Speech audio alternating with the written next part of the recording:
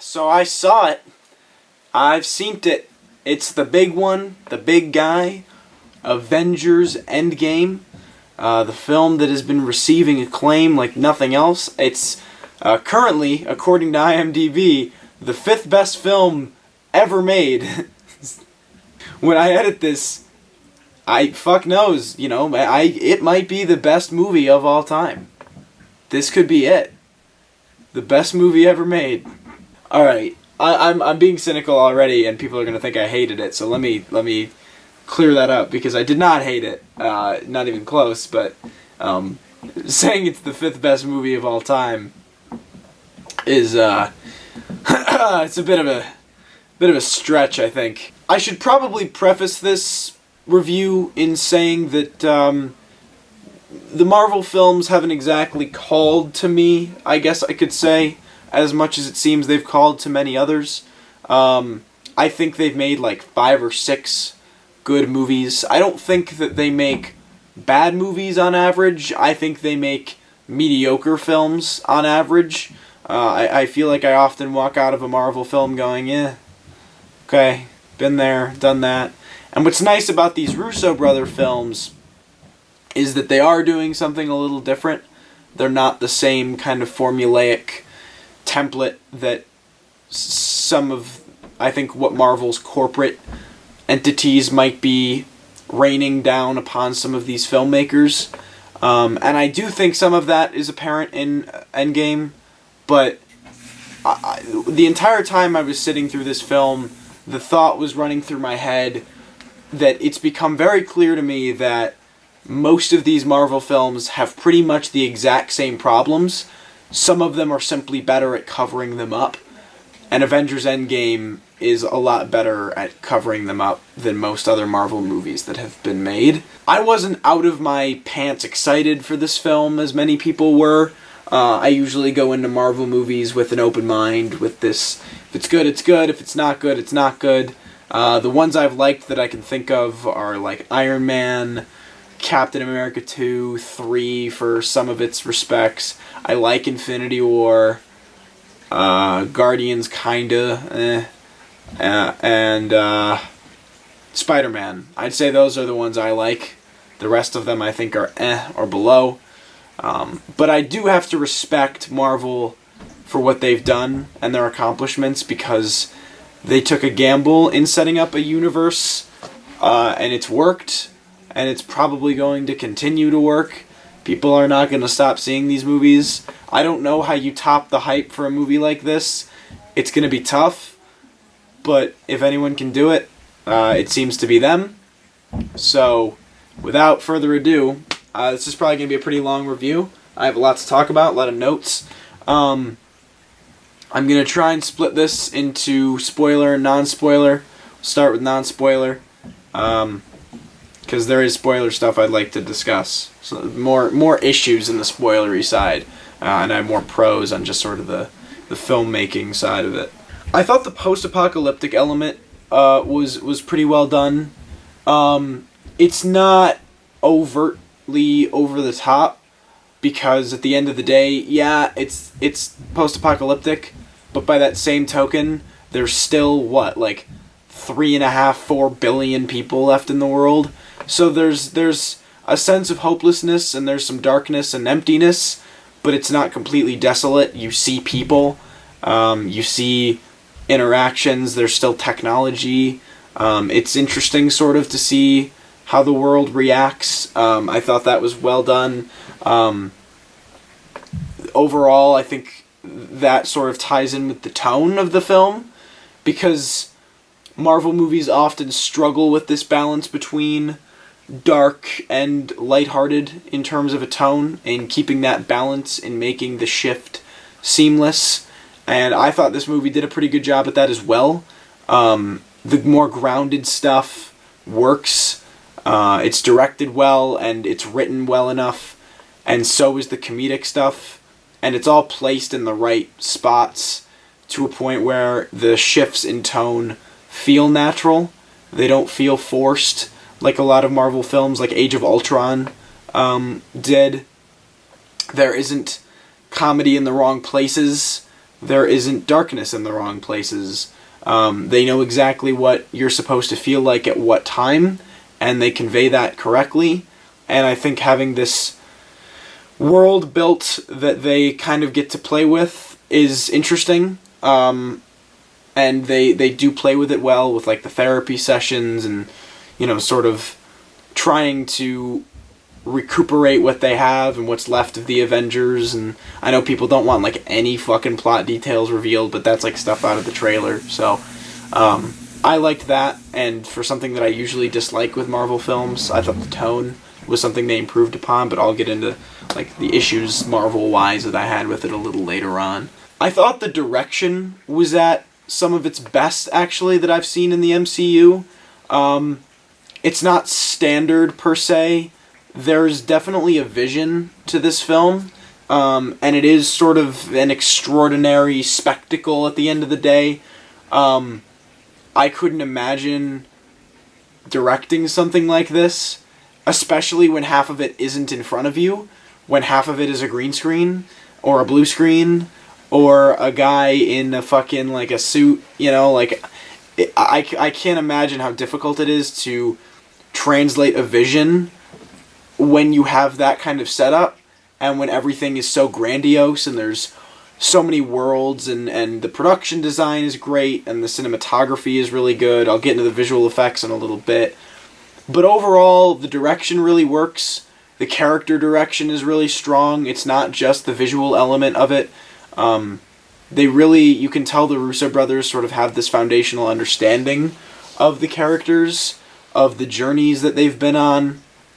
And yeah, that comes across in the script, not quite as well in the script.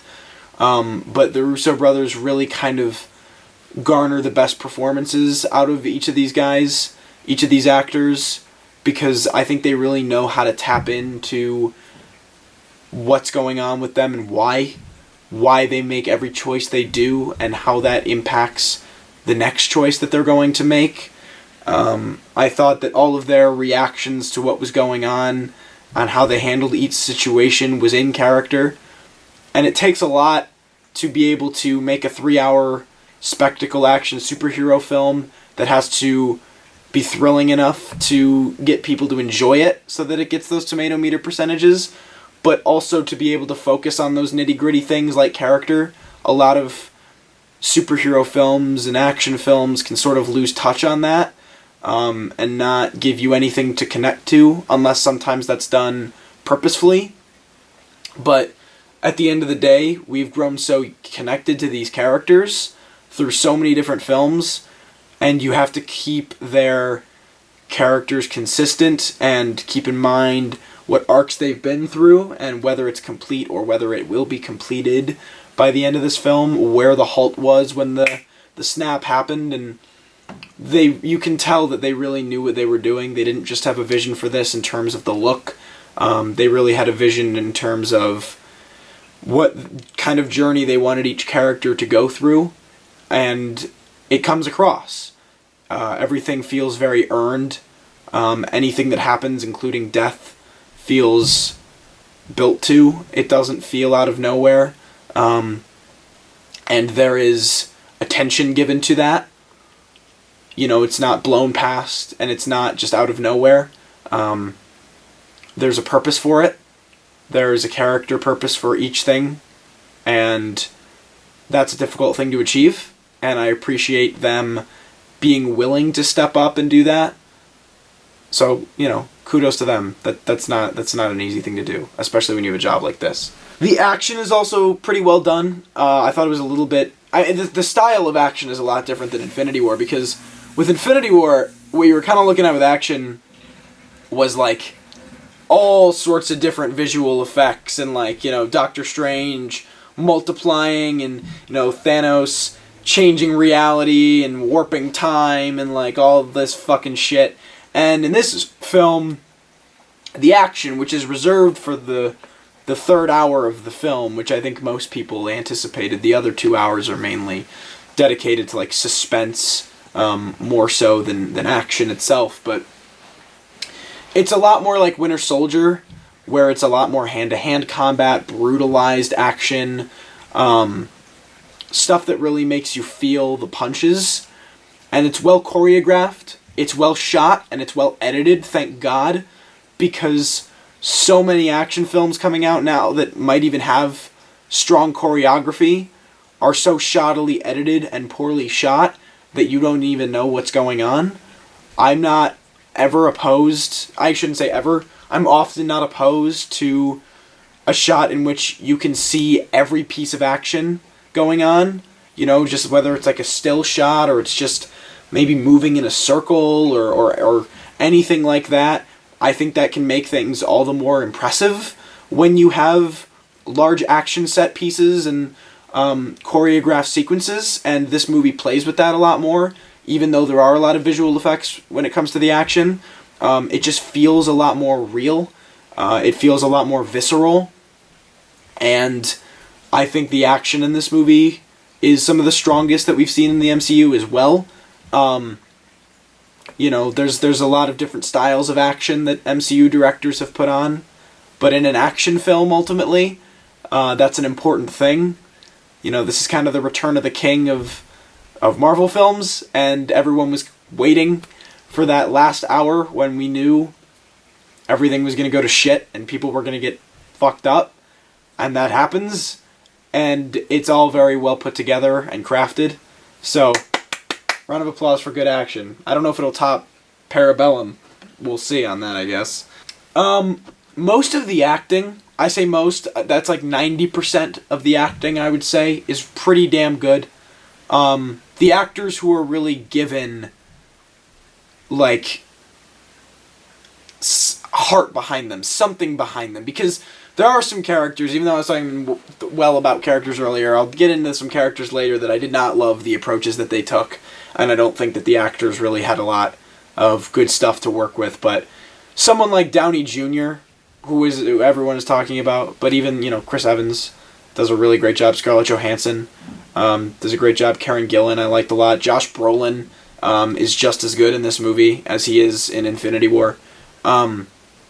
They're all fantastic. RDJ puts on probably one of his best performances in this franchise. It's hard to top the range he hits in that first Iron Man, or even the range he hits in Civil War. I think those are his other two best. But this one is really fucking strong coming from him. He's sort of the Thor of this film, where he's been through so much, and you feel all of that come out of him. And Chris Evans is great. Like I said, I like Johansson a lot. I liked Brolin, and I like Karen Gillan. Those would probably be my top in terms of performances. But that sort of plays hand in hand with the fact that the emotion really works in this movie. It's one of the first of these franchises to actually make me feel something in here, and it's not just because they do unexpected things. It's because those unexpected things are done right. They're edited correctly. They're, like I said earlier, it's earned. And it's paid off well. And it sits with you. And it kind of crawls into your skin and into your tear ducts a little bit. And you feel something. Whether the emotion is meant to be sadness or loss or hopelessness. Or the contradictory side of hope and retaliation and rising up above this low bar, there's always something there. There is a feeling when you're watching this movie, more than just excitement, because obviously when the film starts, everyone's got fucking goosebumps. And it helps that the first scene is really good. But, you know, I think that there's always something to feel, which is tough to accomplish in a movie like this, but they do it right. They get the job done, and it's more than just an action-packed superhero film. They have something to say, and they have something to project onto you for these characters, and it works. That element of it really does work. The pacing is really good. There's not even much to say about that. It just never felt like 3 hours to me. It moves very swiftly. I think that has a lot to do with the structure of the story, and the editing. and what's given the right amount of attention sometimes. I don't think that's always done right in this, but I think it's done often enough to the point where it's so, like, kind of clearly separated into 3 acts that it works in terms of a pace. It's not easy for a 3-hour film to not feel like 3 hours. 3 hours is a long fucking time, and I was never bored. I was never disinterested. I was always invested and paying attention to what was going on, and I thought it moved excellently. That was great. Most of the visual effects are pretty great. Thanos looks great. Most of the production design looks really good. There are only a few visuals that bugged me. For whatever reason, Captain Marvel still looks like dog shit. I don't get it. Maybe there's something about the mix of flying and then, like, the flames and sparks, like, all around her that just doesn't... It looks off-putting to me, and it's very strange. I don't know. It's almost, like, too cartoony amongst characters that, yeah, are from comics, but they've designed them in a sense where they are grounded and they look like real people. And the Rocket Raccoon looks like a real raccoon, and she just looks like out of a fucking cartoon or something. That's weird. I also didn't like the look of the Soul Stone place in this movie. Boromir from Lord of the Rings. It reminded me of the waterfall place from Black Panther, where it was just so blatantly a blue screen in a couple shots. Like, it was weird. Like, the chroma was weird. I don't know. Maybe that's just me. And can we stop with the fucking de-aging?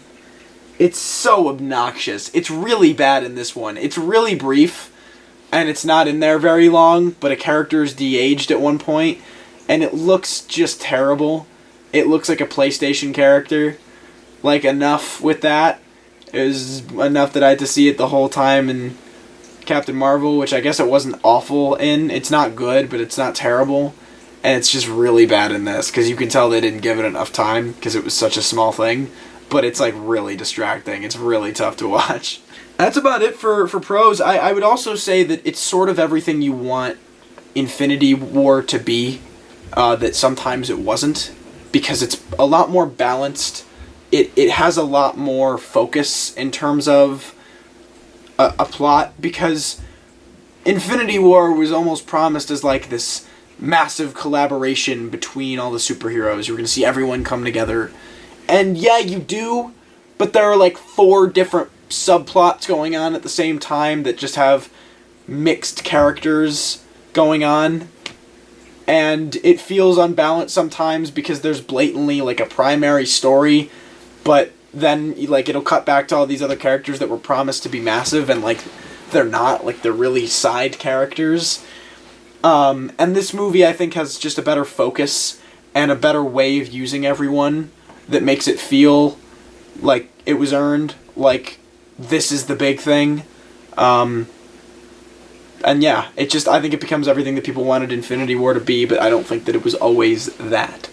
So let's talk about the cons before I get into spoilers, the stuff I didn't like that's non-spoilery. As I've said, I think this film shares many of the same problems that other Marvel movies have, whether they be standalone films, whether they be collab films, whatever it may be. My main issue is the script. The script is just not amazing. It ranges from pretty good to alright relatively consistently. It never really drops below that for me, but I think it's definitely the weak link of the film. And it's got the exact same problems any other Marvel movie has. One little problem that I have, and it's not actually little for me at all. It's gonna sound little, but for me it's pretty big. This is someone who wants to be a director, this is something I try and focus on. The movie is afraid to embrace silence sometimes. At a big moment when a character reveals something, or a character sees something, or there's just something important going on that is a surprise to someone, or is devastating to someone. for whatever reason, they're frightened to just leave the camera on their reaction. Trust the actors. They have to throw in oh no, or my God. And it's so overtly dramatic and cheesy, and it has this ability to really pull me out of the moment sometimes.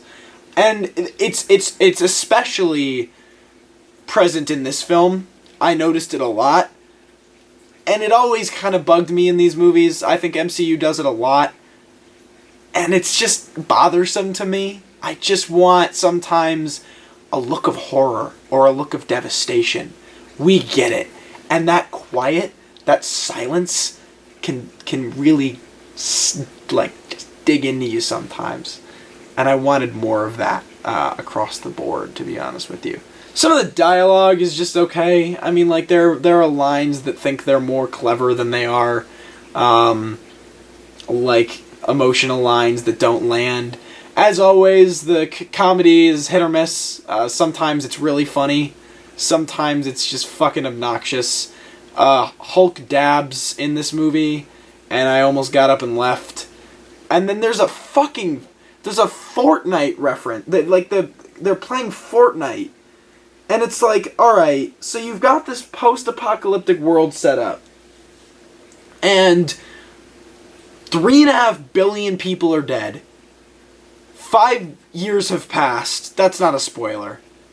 And you're sitting there playing Fortnite. Like, people still fucking do that. Come on. Come on. I get it.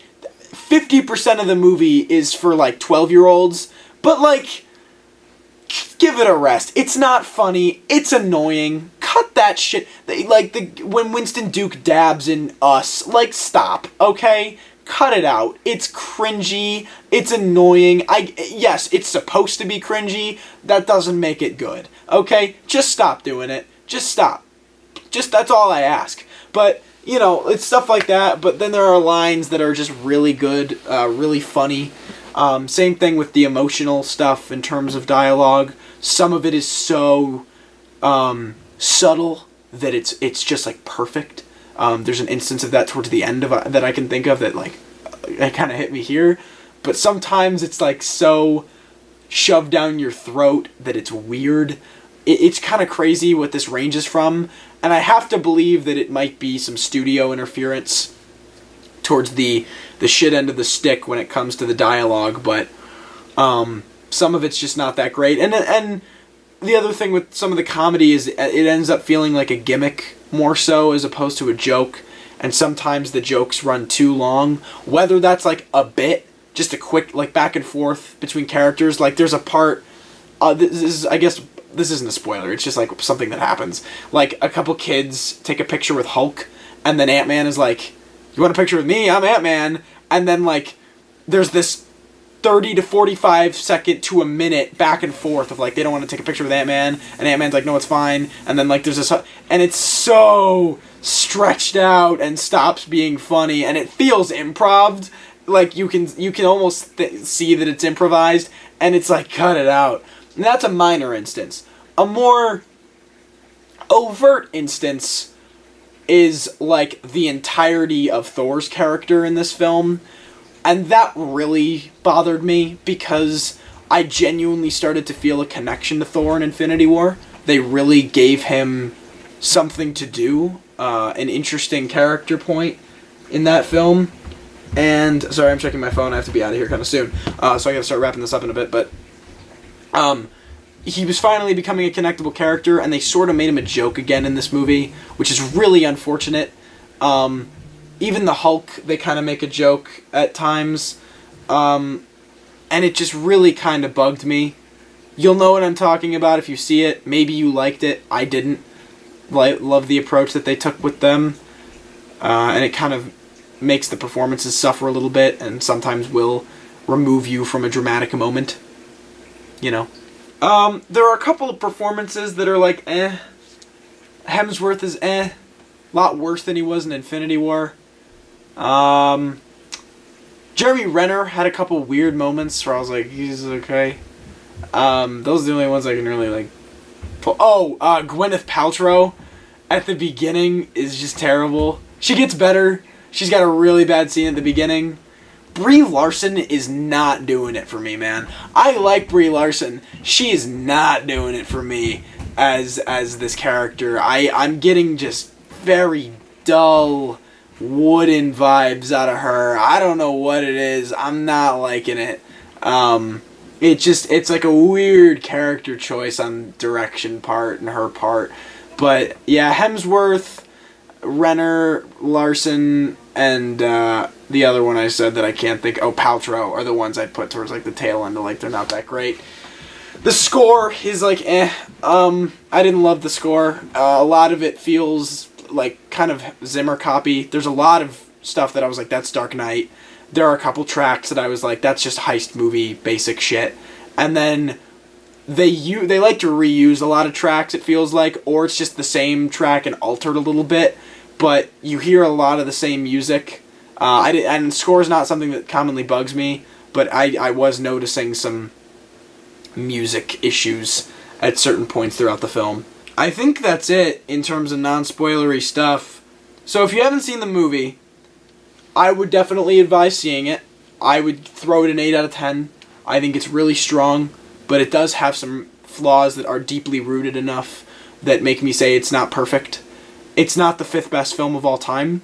The 5th best film of all time doesn't have those kinds of script problems and dialogue problems, and I'm going to get into some spoilery stuff now, so for all of you who I'm sure have seen the movie at this point, if you're interested in this, please stay. If not, go see the movie and come back, because I know that everyone's freaking the fuck out over spoilers in this thing. I have one thing in spoilery stuff that works. Most of my spoilery stuff is actually cons, unfortunately. But the deaths that they pulled were very unexpected to me. I really didn't see Black Widow coming. That was pretty crazy. I thought that was a little bit breezed over, but they tie it back towards the end and it worked. And then Iron Man was the other one. He was actually the only big 6 Avenger that I did not think was going to die. I thought he was just going to retire. He surprised me. That one shocked me. And that shock value does add something. It makes it feel more impactful. And they give... The scene of Stark's funeral is the best scene in the movie. For sure to me. And I think that should have been the last shot with every member of the cast. I wish they had rearranged the ending a little bit. I get why they put the last shot where they put it, but personal taste, I would have liked that at the end. But that made the emotion kick, because I really didn't see either of those coming, and I don't think many people saw either of those coming. Most people saw Cap coming, and he does not die, though he's going to soon, now that he's all old and shit.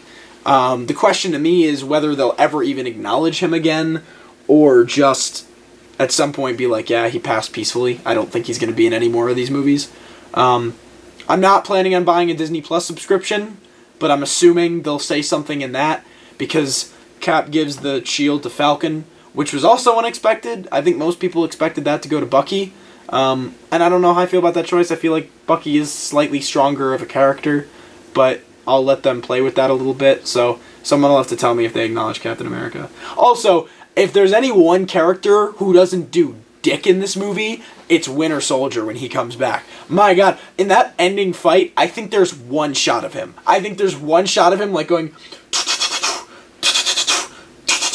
and that's it. Every other character gets this big shot, big intro, big swoop in on them when they all come through the portals to the ending fight, and I don't think he got one. I don't know why. Like, it was like they forgot to shoot something with Sebastian Stan. It was really weird, because he's become like a pivotal point in these films. I was very confused as to why he didn't get one of those. He doesn't do a damn thing in this movie. He was like Black Panther in Infinity War, who didn't do shit, and he's a big character, so that was interesting. But people keep talking to me about, like, on Snapchat, they're seeing people posting this list of people who die. List? There's fucking 2 of them. I guess Thanos, if you count that, but everyone and their mother knew Thanos was gonna fucking die. You know, like, this list, this two of them, and yeah, they're big, but Marvel has always had an issue when it comes to pussing out with deaths. They brought Coulson back, they've brought Nick Fury back 7 times, they've brought Loki back 12, and thank God they don't do that in this. They don't bring, he's dead. They do have like shots of him and stuff they reshot with Hiddleston, but he is dead. And so is Vision, it seems. It's the only people they brought back are the people from the Snap, and then they have Past Gamora, which I assume will be the plot for Guardians 3, but they've always had a problem with pussing out when it comes to deaths, and I do think they could have had a few more. Maybe at least one more. I don't know. One that would really hit. It almost seems like they're not done with Thor. Thor joins the Guardians at the end, and it kind of seems like he's going to have some adventures with them, which would be interesting. I like how they ended Cap. I guess that's fair that they didn't kill him. I wouldn't have minded seeing Hulk go. That would have been interesting. I like that they kept Hawkeye. I think everyone kind of knew he was going to get back with his family, but I don't know. Maybe I don't know what they would have done. That's not my job to figure it out. But it still kind of felt a little empty in terms of those, because everyone was like, so many fucking people are going to die. And it's like, yeah, a couple. And they're impactful as hell, but it's only a couple. And that's just me. Let's talk about this Infinity Gauntlet, because I'm not a comic book guy. I don't read the comics, and I don't know if this is an established thing in the comics, but it sure as shit wasn't established in the movies that you can kind of do whatever the fuck you want with these stones when it comes to snapping your fingers.